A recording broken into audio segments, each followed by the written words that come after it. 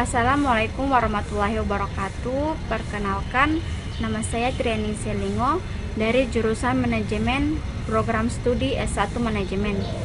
Baiklah, di sini saya akan membuat video tugas akhir semester dari dosen pengampu Eka Safitri Apriliani Isa SEMM.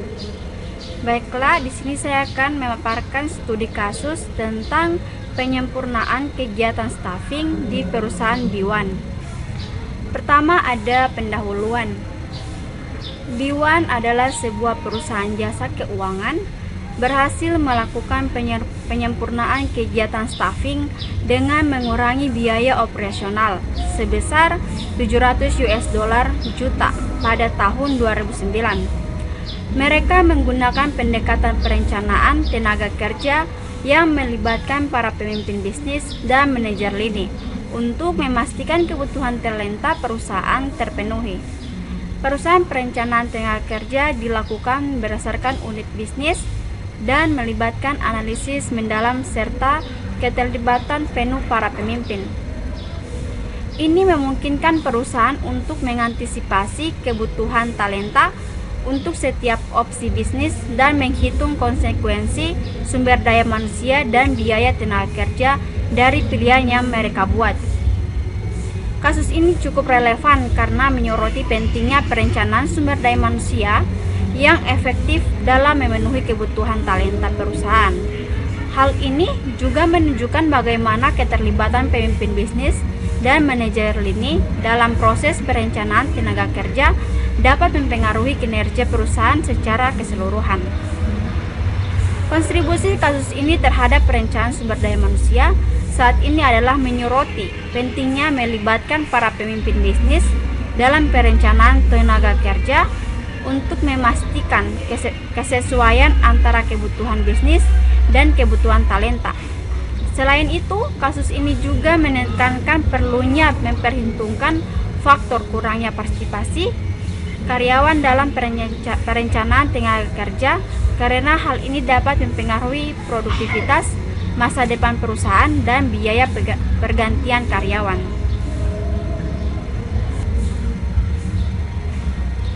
Baiklah, langsung saja pada pertanyaan pertama, yaitu mengapa penting bagi B1 untuk memperhitungkan faktor kurangnya partisipasi karyawan dalam perencanaan tenaga kerja.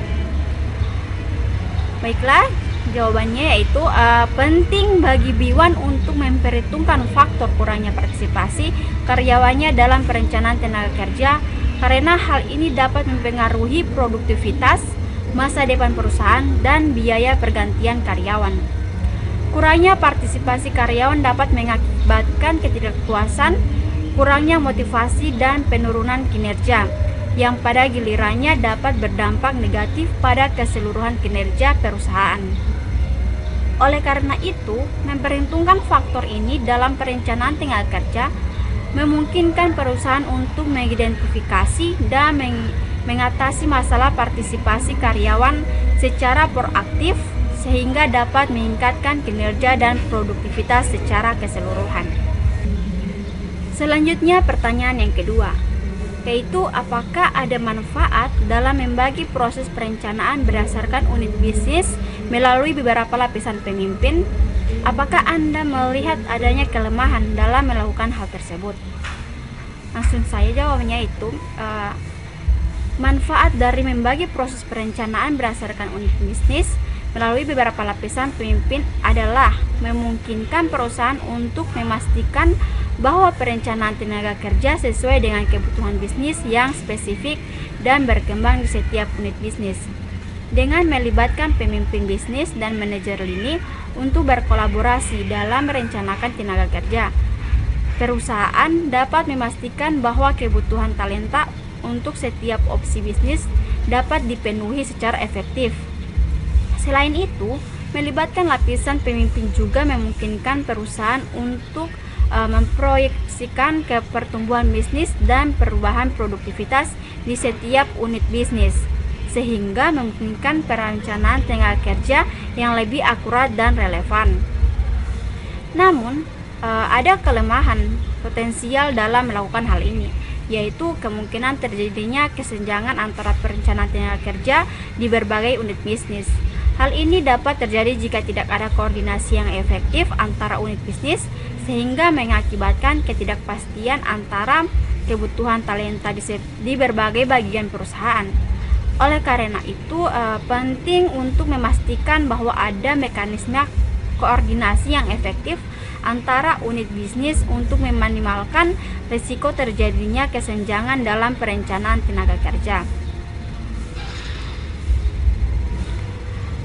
B1 dan perusahaan terkemuka lainnya sedang mengembangkan serangkaian praktik terbaik untuk perencanaan tenaga kerja yang menjangkau masa depan untuk setiap unit bisnis dan berkembang seiring dengan perencanaan strategis perusahaan. Dalam lingkungan bisnis global yang semakin tidak stabil, nilai dan visi jangka panjang sudah jelas, namun perencanaan tenaga kerja yang efektif memerlukan sumber daya yang berdedikasi, analisis yang mendalam, dan mungkin yang paling penting keterlibatan penuh para pemimpin unit bisnis. Selanjutnya pertanyaan yang ketiga, yaitu strategi yang digunakan Departemen Sumber Daya Manusia untuk menangani situasi yang berkaitan dengan analisis pekerjaan. Departemen Sumber Daya Manusia menggunakan perencanaan strategis tenaga kerja yang melibatkan sebuah kelompok matrik dan analitik yang bekerja sama ratusan eksekutif, manajer, dan analisis dari berbagai lini bisnis dan fungsi perusahaan. Para pemimpin bisnis dan analisis lini bisnis berkolaborasi dalam tim terpadu dengan sumber daya manusia umum dan anggota kelompok matrik untuk mengembangkan model untuk setiap lini bisnis dan seluruh kekuatan perusahaan secara keseluruhan. Mungkin pendekatan ini memungkinkan Departemen SDM mengumpulkan wawasan dari berbagai tingkatan dan fungsi dalam perusahaan, memastikan analisis yang komprehensif dan terperinci mengenai peran pekerjaan dan kebutuhan tenaga kerja. Dengan melibatkan kelompok individu yang beragam, Departemen SDM dapat memperoleh pemahaman yang lebih mendalam tentang persyaratan dan tantangan spesifik dalam setiap unit, sehingga menghasilkan perencanaan tenaga kerja dan alokasi sumber daya yang lebih efektif. Selanjutnya pertanyaan yang terakhir, yaitu berikan argumen tentang perlunya perencanaan sumber daya manusia dalam organisasi. Menurut saya, perencanaan sumber daya manusia atau SDM sangat penting dalam sebuah organisasi karena memungkinkan perusahaan untuk mengidentifikasi dan memenuhi kebutuhan talenta yang sesuai dengan tujuan bisnisnya. Dengan perencanaan SDM yang efektif, perusahaan dapat mengantisipasi perubahan dalam kebutuhan tenaga kerja, mengidentifikasi kekurangan keterampilan, dan mengembangkan strategi untuk merekrut, mengembangkan, dan mempertahankan karyawan yang berkualitas. Selain itu, perencanaan SDM juga memungkinkan perusahaan untuk mengelola biaya tenaga kerja, mengurangi risiko pergantian karyawan, dan meningkatkan produktivitas secara keseluruhan. Dengan adanya perencanaan SDM yang baik, perusahaan dapat menghadapi tantangan bisnis yang kompleks dan berubah-ubah dengan lebih baik, serta memastikan bahwa mereka memiliki talenta yang tepat pada waktu yang tepat untuk mencapai tujuan bisnis oleh organisasi. Oleh karena itu, perencanaan SDM merupakan komponen kunci dalam strategi keseluruhan perusahaan dan memainkan peran penting dalam memastikan keberlanjutan dan kesuksesan jangka panjang organisasi. Perencanaan tenaga kerja di B1 memperkirakan tidak hanya jumlah karyawan yang dibutuhkan untuk memenuhi kebutuhan bisnis di masa depan. Selanjutnya pada kesimpulan, perencanaan tenaga kerja yang melibatkan para pemimpin bisnis dan manajer dapat memberikan manfaat yang signifikan dalam mengurangi biaya operasional dan memastikan kebutuhan bakat perusahaan terpenuhi.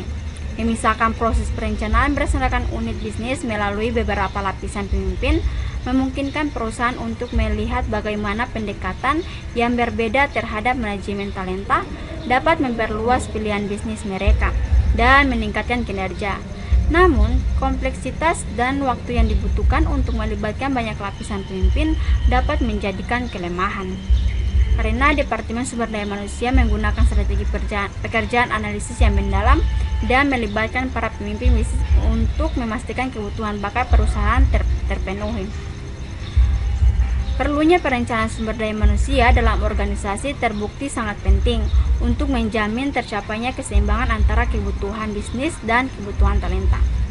Baiklah, hanya itu dari saya. Lebih dan kurangnya saya mohon maaf. Wabillahi taufiq wal hidayah. Wassalamualaikum warahmatullahi wabarakatuh.